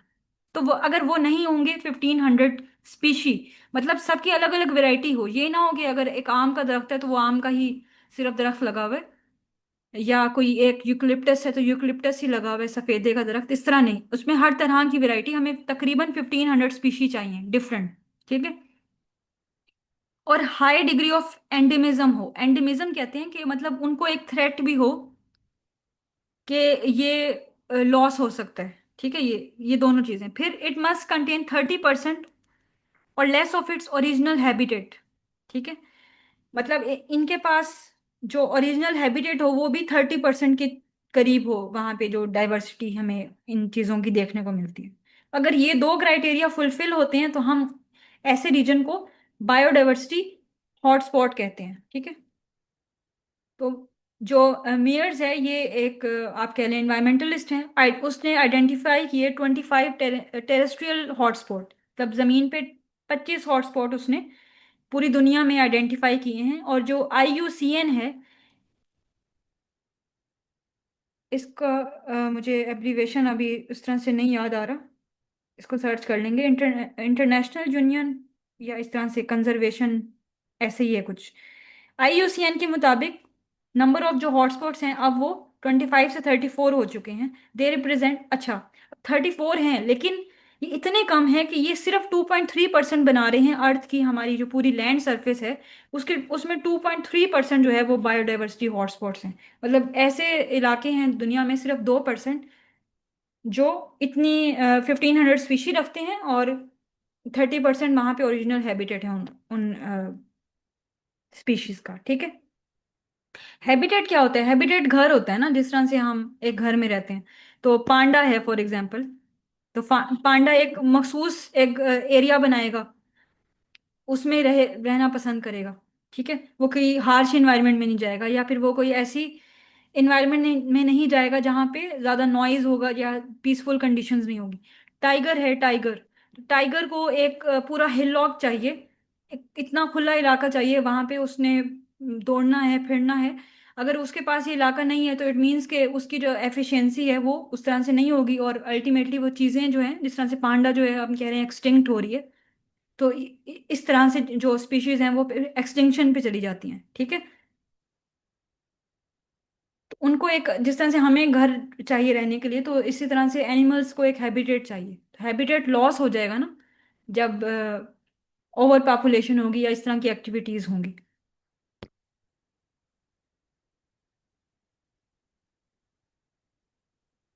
एटलीस्ट वो कह रहे हैं 30% होना चाहिए, ये नहीं कि आइडियल तो ये ना कि आप 100% वहां पे ये सब चीजें हैं, ठीक है। ओरिजिनल जो हैबिटेट है, आइडियल तो यही है ना कि वहां पे कोई भी ह्यूमन इंटरेक्शन नहीं है, ह्यूमन लाइफ ने उसको एरिया को डिस्टर्ब नहीं किया। लेकिन वो कह रहे हैं कि ये तो हो कि अगर ये एक एरिया है वहां पे, ये इसका 30% बना देते हैं हम, तो 30% तो ओरिजिनल हैबिटेट हो इन इस लाइफ का, इस बायोडाइवर्सिटी का, ठीक है। एटलीस्ट ये क्राइटेरिया बताया ना कि तक कम से कम 1500 स्पीशी हो और कम से कम 30% ओरिजिनल हैबिटेट हो उस एरिया में। 100% हो तो ये तो बहुत ज़्यादा अच्छी बात है ना। अब amazon रेन फॉरेस्ट है, वहां पे तकरीबन 100% है, वहां पे कोई भी हाउसिंग नहीं है, लोग वहां पे नहीं रहते। और अगर वहां पे जाके हाउसिंग सोसाइटीज बन जाएं तो वो कम होता रहेगा।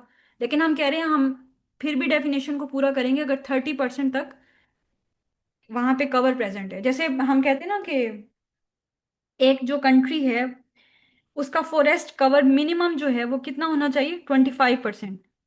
अगर हम, एक कंट्री है उसके पास 100% एरिया है, ठीक है, 100% एरिया है, तो उसमें 25% फॉरेस्ट कवर होना चाहिए लाजमी, तभी वो एक हेल्दी, वहां पे इन्वायरमेंट डिग्रेड नहीं होगी। लेकिन पाकिस्तान में, जब पाकिस्तान बना तो 1947 में पाकिस्तान के पास 25% कवर था, ठीक है, इससे ज्यादा ही था। और अब कितना है, सिर्फ 2%। तो आप लोग अंदाजा लगा सकते हैं कि ओवर पॉपुलेशन की वजह से या ग्रीन कवर उस तरह से मेंटेन नहीं किया गया तो सिर्फ 2% रह गया, और जिसकी वजह से हमें सारे कॉन्सिक्वेंसेज अभी एयर पोल्यूशन की फॉर्म में देखने को मिलते हैं, ठीक है। तो जिस तरह ये होते हैं ना कि क्राइटेरियाज होते हैं ये असल में, तो ये सारे इस तरह से, ये आप लोगों को मैप बनाने की जरूरत नहीं है, ये जस्ट एक आप लोगों के ओवरव्यू के लिए दिया है। तो ये जो बायोडाइवर्सिटी हॉटस्पॉट, ये जो रीजन इस कलर में है ये सारे हॉटस्पॉट हैं, और ये दुनिया का 34 है टोटल, और दुनिया का 2.3% बनाते हैं, ठीक है। फिर इसी तरह से पाकिस्तान में जो बायोडाइवर्सिटी हॉटस्पॉट्स हैं वो कहाँ हमें देखने को मिलते हैं, नॉर्दर्न माउंटेन्स जिसमें हिमालय है, कराकोरम है, हिंदू कुश रेंजेस हैं, पोटोहार प्लेट्यू है, चरना आइलैंड है, यहाँ पे हमें देखने को मिलते हैं। जो जो बायोडाइवर्सिटी है वो इम्पोर्टेंट क्यों होती है, अभी आप लोगों को सिर्फ इतना समझ लगा होगा ना कि बायोडाइवर्सिटी ये है, और इसकी इंपॉर्टेंस थोड़ी सी पता लगी होगी। लेकिन अब इसको हम एक्सपेंड करके देखेंगे कि क्यों बायोडाइवर्सिटी इंपॉर्टेंट है, और इस तरह से आप फ्लो चार्ट बना सकते हैं। अच्छा, maintain balance, maintaining the balance of ecosystem. तो ये इकोसिस्टम का बैलेंस किस तरह से क्रिएट होता है, ये अभी मैंने आपको बताया भी, और आगे जाके हम इसको एक्सप्लेन भी करते हैं। फिर क्लाइमेट जो कंडीशन है वो स्टेबल होती हैं, रिक्रिएशनल वैल्यू ऐड होती है। ये रिक्रिएशनल वैल्यू क्या होती है, आप अगर मैं ब्रीफ सा बताऊं तो जैसे पार्क्स वगैरह हैं, तो पार्क वगैरह का क्या मकसद होता है, वो रिक्रिएशनल पर्पस के लिए यूज हो रहे होते हैं ना, वहाँ पे प्लांट्स हमें अच्छे लगते हैं, फ्लावर्स अच्छे लगते हैं, वहाँ पे कोई हम इस तरह से एनिमल्स वगैरह देख लें, जो पेट्स वगैरह होते हैं या बर्ड्स वगैरह, आप ऐसा इमेजिन करें तो हमें हमारी अ, मतलब एस्थेटिक वैल्यू भी ऐड कर रहे होते हैं, और वैसे भी सोल के लिए भी हमें एक इम्पैक्ट, अच्छा पॉजिटिव इम्पैक्ट इसमें डाल रहे होते हैं, ठीक है। कल्चरल वैल्यू है, कुछ लोगों के कल्चर कुछ प्लांट से जुड़े होते हैं, जिस तरह से होली ट्रीज वगैरह होते हैं कुछ लोगों के कल्चर में। मेडिसिनल वैल्यू, इंस्ट्रूमेंटल वैल्यू और इंट्रिंसिक, इस सब वैल्यूज को हम बारी बारी देखते हैं।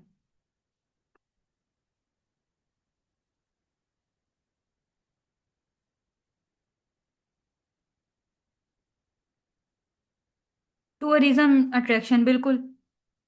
तो ये सारा रिक्रिएशनल में आ जाता है, टूरिज्म उसमें।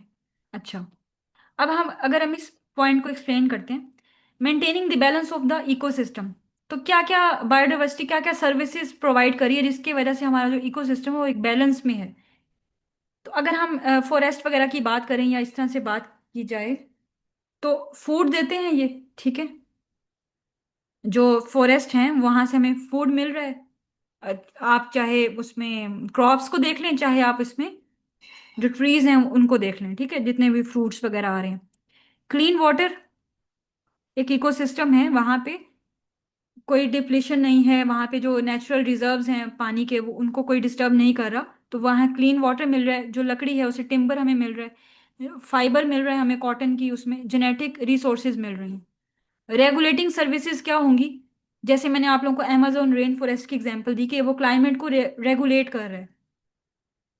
जहाँ ज्यादा दरख्त होंगे वहां पे ट्रांसपायरेशन ज्यादा होगी, वहां का जो माइक्रो क्लाइमेट एक जनरेट हो जाएगा ना। जैसे मैंने अब टर्म यूज किया ना माइक्रो क्लाइमेट, वो क्या होता है, जैसे आप किसी शहर में रहते हैं, बड़े शहर में, और आप कहते हैं कि इस टाउन में बारिश हो रही है और जबकि बाकी रेस्ट ऑफ दी सिटी में बारिश नहीं हो रही होती। तो उसका एक रीजन ये भी होता है, वहां पे एक अपना क्लाइमेट बन जाता है। और वो उसके मल्टीपल रीजन हो सकते हैं, उसमें एक रीजन ये भी हो सकता है वहां पे वेजिटेशन ज्यादा है, प्लांटेशन ज्यादा है, तो ट्रांसपिरेशन ज्यादा ही फौरन थोड़े से बादल बने और बारिशें हो गई। जैसे क्लाउड बस्ट हुए, क्लाउड बस्ट क्या थे, वो एकदम से जो हैवी टेम्परेचर की वजह से मॉइस्चर ज्यादा ऊपर हवा में गया और उसने बादल बना लिए, और वो बादल इतने ज्यादा कंसंट्रेशन में बन गए कि उसकी जो वाटर होल्डिंग कैपेसिटी वो एकदम से इंक्रीज हुई, सॉरी डिक्रीज हुई, वो सैचुरेटेड हो गए और वो एकदम से फट पड़े। वो जो बादलों का एकदम से बारिश बरसना उस लोकेलिटी में, उसका एक डिस्टेंस होता है ना 10 किलोमीटर तक या इस तरह से, तो वो क्लाउड बस्ट कहलाता है। तो ये क्लाउड बस्ट किसका फिनोमिना है? माइक्रो क्लाइमेट का। मतलब माइक्रो मीन्स के एक छोटे लेवल पे क्लाइमेट बन गया एक जगह पे, और पूरे शहर में क्लाउड बस्ट नहीं हुआ, एक छोटी सी जगह पे हुआ। या पूरे शहर में बारिश नहीं हो रही, एक छोटी सी जगह पे हो रही है। या आप लाहौर, कराची या इस तरह के बड़े बड़े शहर हैं, किसी का भी नाम लें, तो वहां पे हेलिंग किसी एरिया में हो रही होती है, किसी में नहीं हो रही होती। ये क्या है? ये माइक्रो क्लाइमेट है ना। कहीं पे सिर्फ बारिश हो रही है, कहीं हेलिंग हो रही है। तो ये रेगुलेट रेगुलेट करते हैं क्लाइमेट को जो फॉरेस्ट होते हैं, इस तरह से, ठीक है। माइक्रो क्लाइमेट बना देते हैं, और वो कभी अच्छा भी होता है, जरूरी तो नहीं क्लाउड बस्ट ही हो, वहां जो बारिशें होंगी वो अच्छी होंगी। फ्लड्स ले आते हैं, डिजीजेस, ठीक है। Water quality and pollination. Pollination जो जहाँ पे प्लांट ज्यादा होंगे वो आपस में, ये जो पोलिनेशन क्या होती है, जो इनके आप कह लें कि जो स्ट्रक्चर्स होते हैं, एंथर्स वगैरह, ठीक है, पोलन्स वगैरह, वो एक्सचेंज होते हैं, वो कहीं जाके गिरेंगे, कहीं जाके, तो वो वहां पे नेचुरल जो वीड्स बन जाती हैं, या जो खुद इसमें हमें फ्लावर्स देखने को मिलते हैं जो किसी ने उगाए नहीं होते, ठीक है, तो वो क्या है, पॉलिनेशन से उग रहे होते हैं। सपोर्टिंग सर्विसेज देता है, सॉइल फॉर्मेशन किस तरह से, मैंने आपको बताया दरख्त बना के किस तरह से उसकी रूट से सॉइल फॉर्मेशन में हेल्प करती है। Nutrient cycling, bio geochemical cycling. तो जो प्लांट्स होते हैं वो क्या करते हैं असल में, अगर आप लोगों के लिए नया कंसेप्ट हो, जो प्लांट्स होते हैं ना, जो नाइट्रोजन है हमारे उसमें, वो कितने परसेंट है तकरीबन नेचर में?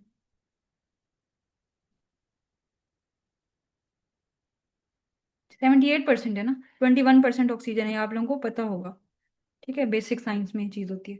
21% ऑक्सीजन होती है, और 70 सबसे जो मोस्ट अबंडेंट गैस है हमारी एटमॉस्फेयर में, वो नाइट्रोजन है। लेकिन ये जो नाइट्रोजन है ना, उसको एब्जॉर्ब नहीं कर सकते प्लांट्स। प्लांट्स के लिए अच्छी है नाइट्रोजन, उसकी रूट्स के लिए अच्छी है, लेकिन ये नहीं कर सकते एब्जॉर्ब। इसको एब्जॉर्ब करने के लिए ये जो थंडरिंग या लाइटनिंग होती है ना, इसकी वजह से नाइट्रोजन के मॉलिक्यूल्स हैं जो आपस में टूटते हैं, और ये जब जमीन पे इस तरह से गिरेंगे आके, यहाँ पे जो जमीन है वो इसको होल्ड करेगी, एब्जॉर्ब करेगी। तो होगा क्या, जो जमीन में जो माइक्रो ऑर्गेनिजम्स होंगे जिसमें बैक्टीरिया का रोल होता है, तो ये जो बैक्टीरिया होते हैं ना, आपने सुना होगा फिक्सिंग करते हैं, फिक्सेशन करते हैं इस नाइट्रोजन की। और वो कहाँ पे फिक्स करते हैं? इन रूट्स में। और ये जो नाइट्रोजन है ये एक नेचुरल फर्टिलाइजर बनता है प्लांट्स के लिए, जिसकी वजह से प्लांट्स की जो हेल्थ है वो अच्छी होती है और सॉइल हेल्थ अच्छी होती है। तो जो लेग्यूम्स वगैरह होते हैं, जो ये जो दालें या मूंग फलियां वगैरह जो होती हैं, इन प्लांट्स को क्या कहते हैं? नाइट्रोजन फिक्सिंग प्लांट्स भी कहते हैं ना, क्योंकि इनकी रूट्स इस तरह की होती हैं, वो बैक्टीरिया उसमें फिक्स करता है नाइट्रोजन, ठीक है। तो कहने का मतलब ये है कि जो प्लांट्स हैं वो न्यूट्रिएंट साइक्लिंग में भी हेल्प करते हैं। सॉइल में किस तरह से न्यूट्रिएंट्स को एब्जॉर्ब करवाते हैं। ठीक है, क्योंकि बैक्टीरिया कहाँ प्रेजेंट है, वहां रूट्स में प्रेजेंट है ना इसकी, fungi, bacteria, other micro organisms. समझ लगी यहाँ तक? कोई कंसेप्ट ऐसे जो बिल्कुल ऊपर से गुजरा हो सर्च के, तो मैं दोबारा बता दूंगी आपको।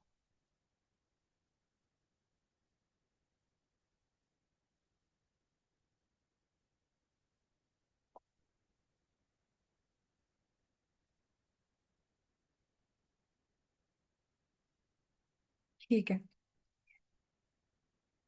फिर जो नेक्स्ट है वो क्लाइमेट स्टेबिलिटी। तो vegetation influences the climate at macro as well as micro level. तो वही चीजें हैं जैसे मैंने बताया ना। क्यों कहते हैं कि जो ट्रीज हैं वो इन्वायरमेंटल बफर हैं? क्योंकि ये ऑक्सीजन को रिलीज कर रहे हैं, ये ट्रांसपायरेशन कर रहे हैं, सॉइल इरोजन से बचा रहे हैं। जो रूट्स होती हैं प्लांट्स की, ये क्या करती हैं, ये होल्ड करती हैं ना मॉइस्चर को, और सॉइल को होल्ड करती हैं। होल्ड सॉइल, और इंटेक्ट, मतलब सॉइल जो है वो इंटेक्ट रहती है। इसकी वजह से क्या होता है कि सॉइल बिखरेगी नहीं। तो क्यों कहते हैं कि फ्लड से बचना है तो आपने ज्यादा प्लांटेशन करें? क्योंकि जो दरख्त वहां पर एक तो रुकावट बनेंगे, जो पानी इतने प्रेशर से आ रहा है वो जब इतने दरख्तों से टकराएगा उसका जो बहाव है वो कम हो जाएगा। ठीक है, दूसरा वो एब्जॉर्ब हो जाएगा, वो जो रूट्स हैं वो पानी एब्जॉर्ब करेंगी। ठीक है, और फिर दूसरा जो एक मेजर फैक्टर है वो ये है कि वो कार्बन को कैप्चर कर रहे होते हैं, और विंड ब्रेक्स के तौर पे भी काम आते हैं। जितनी भी आंधियां वगैरह चली तो ये रेजिस्ट कर रहे होते हैं, उनके रुकावट बने होते हैं जो बड़े बड़े दरख्त होते हैं। तो जिसकी वजह से जो मिट्टी है उसकी जो टॉप सॉइल लेयर है उसको भी ये नहीं अपने साथ, जो आंधियां तूफान वगैरह आएंगे वो नहीं लेके जाएंगे, क्योंकि ज्यादा दरख्तों ने उन उस सॉइल को होल्ड किया हुआ है। और कार्बन कैप्चर कम हो रहा है। कार्बन जो एटमॉस्फेयर में प्रेजेंट है वो हमारे लिए अच्छी नहीं है, लेकिन वो प्लांट्स के लिए अच्छी है। वो प्लांट कैप्चर कर रहे हैं और ऑक्सीजन रिलीज कर रहे हैं। तो ह्यूमन लाइफ यहाँ से अच्छी हो रही है, इन्वायरमेंटल बफर बन रहे हैं। ठीक है, और मेडिसिनल वैल्यू आप लोगों को पता है, ये जितने भी ड्रग्स वगैरह या ये सिंकोना ट्री है जिस तरह से, और कुछ जो एनिमल्स पे रिसर्च होती है, तो ये मेडिसिनल पर्पज के लिए किस तरह से यूज होते हैं। तो around 70%, 75% of world population depends on plants and plants extracts for getting medicines. ठीक है, तो इसी तरह से रिक्रिएशनल वैल्यू जो है वो किस तरह से ऐड होती है। तो रिक्रिएशनल वैल्यू में जैसे मैंने आप लोगों को बताया, नेशनल पार्क्स है, वाइल्ड लाइफ है, जू वगैरह लोग जाते हैं, लोग इसमें नेशनल पार्क्स में जाते हैं, फॉरेस्ट में जाते हैं। ठीक है, गार्डन्स, एक्वेरिया, ये सब क्या है, इंटरटेनमेंट का पर्पस बनती है, टूरिज्म का पर्पस बनती है, रिक्रिएशन का पर्पस बनती है। ठीक है, इको टूरिज्म, तो जो कि हमारी कंट्री की इकोनॉमी के लिए भी अच्छा होता है। कल्चरल वैल्यू, कल्चर में जिस तरह से तुलसी, पीपल, लोटस, खजेरी, ये जो प्लांट्स हैं, ये इंडियन विलेजेस में और टाउन्स में इनको होली प्लांट समझा जाता है, वर्शिप की जाती है। इस तरह से कुछ प्लांट्स हैं वो बुद्धिस्ट कल्चर में, कुछ चाइनीज कल्चर में इंपॉर्टेंट होते हैं। ठीक है, हिंदू कल्चर में। ऑप्शनल वैल्यू, तो ये क्या होती है, जो ये वैल्यू होती है ना कल्चर वैल्यू, उसमें ये वाली चीजें आपने लिखनी है। रिक्रिएशनल में आपने एस्थेटिक और रिक्रिएशन पर्पज से इसको करना है। ऑप्शनल वैल्यू क्या होती है, ये सेंचुरी भी ना एक वाइल्ड लाइफ का एरिया होता है। हम कल की क्लास में इसको मैं आप डिफाइन करूंगी। ठीक है, कि वाइल्ड लाइफ और सेंचुरी में क्या डिफरेंस होता है। तो आप ये कह लें कि जो वाइल्ड लाइफ को ही प्रिजर्व किया जाता है एक एरिया में, और उसको हम सेंचुरी कहते हैं। ऑप्शनल वैल्यू क्या होती है, ये एक अननोन वैल्यू होती है। एक इकोसिस्टम है फॉर एग्जांपल, ठीक है, उसमें कोई ऐसे दरख्त वगैरह हैं जिसका हमें, आप कहेंगे इसका क्या आप लोग किसी पार्क में जाते हैं, उसमें ऐसे कोई फ्रूट लगे हैं वो खा नहीं सकते हम, और हम कहें इस दरख्त का क्या मतलब है, मतलब ये जो फ्रूट है इसका क्या ही पर्पज होगा, आप उसको हम कहेंगे ऑप्शनल वैल्यू, जो अननोन वैल्यू होती है। लेकिन आपसे आपने जब उसको देखा, उससे 10 साल बाद, 20 साल बाद उस फ्रूट पे रिसर्च हुई और वो एक मेडिसिनल ड्रग था, या वो बाकी एडिबल था, इट मीन्स के फ्यूचर में उसकी कोई ना कोई वैल्यू होगी। लेकिन हमें अभी नहीं पता, ना उसकी प्रेजेंट वैल्यू पता है ना future, and may ranges from genes to entire biosphere. ठीक है, providing to useful at some point in the future. तो वो किसी ना किसी लेवल पे आगे जाके वो फायदा देगी, लेकिन अभी नहीं हमें पता। फॉर द टाइम बिंग हमें उसमें प्रेजेंट में नहीं पता। इसको हम कहेंगे ऑप्शनल वैल्यू। ये एमसीक्यू आता है, ठीक है, ये आया भी हुआ है एमसीक्यू। ये इन वैल्यूज पे एमसीक्यू आता है, ये तीन है। ऑप्शनल वैल्यू क्या होती है, इंस्ट्रूमेंटल वैल्यू, इस पे भी एमसीक्यू आता है। मतलब किसी भी जो प्लांट या एनिमल की अपनी अंदर से जो वैल्यू होगी ना, ठीक है, या तो वो एक एनिमल या प्लांट रिक्रिएशन दे रहा होगा, ठीक है, जैसे हम अभी हमने पढ़ा, या वो स्पिरिचुअल दे रहा वैल्यू ऐड कर रहा होगा, जिसको हमने कहा तुलसी ट्री है या होली जो पीपल ट्री है, या इमोशनल उसके साथ कोई एसोसिएशन होगी, तो वो हम कहते हैं कि ये इसकी इंस्ट्रूमेंटल वैल्यू है। आपने इस इंस्ट्रूमेंटल वैल्यू को रिक्रिएशनल और स्पिरिचुअल से जोड़ना है, ठीक है। ऑप्शनल वैल्यू अननोन है। जो तीसरी इंपॉर्टेंट है एमसीक्यू के लिए भी ये, और इस पे क्वेश्चन भी आता है, इस इन वैल्यूज पे अलग से भी नोट लिखने को आता है, वो ये है कि हमें वो बाहर से नहीं दिख रही वैल्यू, लेकिन उसके अंदर वो वैल्यू है। जैसे मैं कहती हूँ कि एक ये जो प्लांट है, ये जो दरख्त खड़ा है, ये फोटोसिंथेसिस कर रहा है, तो आप क्या उस प्लांट को देखकर अंदाजा लगा सकते हैं कि फोटोसिंथेसिस का पूरा मैकेनिज्म, पूरी वहां पे क्रेब साइकिल हो रही है, पूरी वहां पे अम, जितने भी वहां पे साइकिल्स चल रहे हैं, ग्लाइकोलाइसिस चल रहा है प्लांट्स में, या इस तरह की चीजें आप बता सकते हैं? मुझे नहीं बता सकते ना, वो छुपी हुई हैं। ऐसे हमारी बॉडी में सर्कुलेशन हो रही है ब्लड की, या हमारा पूरा लिम्फेटिक सिस्टम काम कर रहा है, हम नहीं देख सकते, ठीक है, उस इन सारे साइकिल्स को। लेकिन हम बाहर से वो जो ग्रीन प्लांट्स हैं, ग्रीन कलर है क्लोरोफिल की वजह से उन प्लांट्स का, या वो जो प्लांट्स हैं वो हमें इतनी वैल्यूज दे रहे हैं, एक तो मॉइस्चर दे रहे हैं, मॉइस्चर कंटेंट दे रहे हैं, हवा अच्छी दे रहे हैं, आबो हवा अच्छा हो रहा है, तो ये सब चीज़ें, या वो फ्रूट उस दरख्त पे लग रहा है, तो हम इन बेसिस पे कहते हैं वाकई ये प्लांट जो है वो सस्टेन कर रहा है, और यहाँ पे इसमें फोटोसिंथेसिस हो रही है, ठीक है। तो ये इंट्रिंसिक वैल्यू होती है जो कॉन्फर्ड होती है with in an animal and their for या plant, not directly measurable by economist. While extrinsic value क्या होती है, जो आउटसाइड से हमें दिख रही होती है और उसको हम मेजर कर सकते हैं, ठीक है। जैसे photosynthesis fixes the carbon and removes the carbon dioxide. Photosynthesis ये होता है ना, जो भी प्रोसेस यहाँ पे प्लांट्स में हो रहा है, ठीक है, और जिसकी वजह से वो अपना फूड बनाते हैं कार्बन डाइऑक्साइड कैप्चर करके, ठीक है। और हम हमें वो क्या फूड दे रहे हैं, वो हमें जो प्लांट फ्रूट देता है वो भी फूड है, जो नहीं देता वो भी फ्रूट ही है ना, एक किस्म का वो, उससे हमें ड्रग्स वगैरह मिल रहे हैं, लकड़ी मिल रही है। अगर वो फोटोसिंथेसिस नहीं कर रहा होगा, वो तो अगले दिन ही प्लांट फेल हो जाए, ठीक है, मुरझा वो गिर जाए, अगर उसमें फोटोसिंथेसिस उस तरह से नहीं हो रही। Maintaining the essential nutrient cycle like water cycle, जो ट्रांसपायरेशन होगी तो वहाँ पे मॉइस्चर होगा एटमॉस्फेयर में, मॉइस्चर ज़्यादा होगा, क्लाउड्स बनेंगे, बारिश होगी, दोबारा पानी समंदर में या दरियाओं में जाएगा, फिर जब सूरज निकलेगा फिर दोबारा से वो मॉइस्चर ऊपर जाएगा, और फिर बादल बनेंगे, और ये पूरा साइकिल वाटर साइकिल कहलाता है।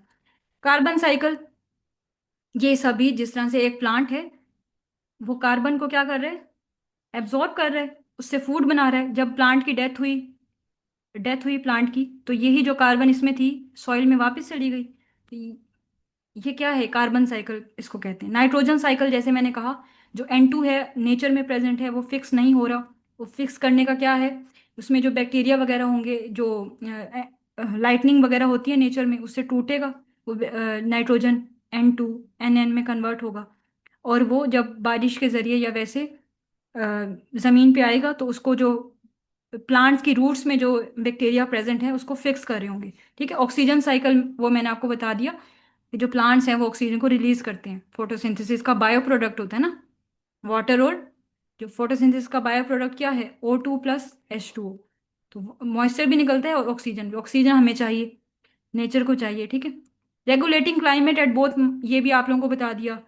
कैसे हैबिटेट देता है, इतने दरख्त होते हैं जिनकी जड़ों के पास एनिमल्स ने, स्नेक हैं या और वेरियस हैं, गुलहरी हमें देखने को मिलती है, ये सब छाँव में और इस तरह की जगहों पे ही, ठंडी जगहों पे ही अपना हैबिटेट बनाते हैं। फिर जो घोंसले बनाते हैं दरख्त में, जो परिंदे, वो इसमें बना लेते हैं, तो ये नेटिव प्लांट्स एंड एनिमल्स के लिए हैबिटेट करता है। और प्लांट्स क्यों कहाँ, क्योंकि इतने दरख्त होते हैं, बड़े दरख्त, जंगलात होते हैं, उनकी छाँव में ही कितने ज़्यादा वीड्स उगे होते हैं, जो हर्ब्स या अनवांटेड प्लांट्स, जो वीड्स होते हैं, जो वैसे अनवांटेड होते हैं लेकिन इनकी भी सिग्निफिकेंस होती है। तो नेचर में कोई भी चीज़ अनयूजफुल नहीं है, ठीक है। तो ये सब ही किसी ना किसी रिसर्च में काम आ रही होती है। Production of maintenance of fertile soil, और वो कैसे होता है वो मैंने पूरा आप लोगों को एक्सप्लेन किया है। समझ आया आज का लेक्चर आप लोगों को? और ये सारा फिर हम कल इंशाल्लाह कवर करेंगे। कोई क्वेश्चन आप लोगों का?